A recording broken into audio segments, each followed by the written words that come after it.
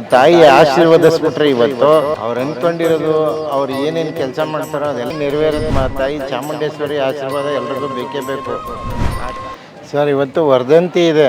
So ಹಾಗಾಗಿ ನಮ್ಮ ಮೈಸೂರು ಇವತ್ತು ತುಂಬ ಜಣಿಸ್ತಾ ಇದೆ. ಯಾಕೆ ಅಂತಂದರೆ ನಮ್ಮ ತಾಯಿ ಚಾಮುಂಡೇಶ್ವರಿ ಆಶೀರ್ವಾದ ಎಲ್ರಿಗೂ ಬೇಕೇ ಬೇಕು.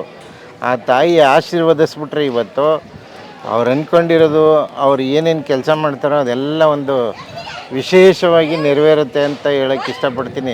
ಹಾಗೆ ಇವತ್ತು ನಮ್ಮ ಇಡೀ ರಾಜ್ಯದ ಜನ, ಹಾಗೆ ಭಾರತ ದೇಶದಲ್ಲೂ ಆಗಿರ್ಬೋದು, ಎಲ್ಲರೂ ಇಲ್ಲಿಗೆ ಗಣ್ಯರೆಲ್ಲ ಆಗಮಿಸಿ ಇವತ್ತು ಏನಿದೆ ಈ ಕಾರ್ಯಕ್ರಮದಲ್ಲಿ ಎಲ್ಲ ಭಾಗವಹಿಸ್ತಾರೆ.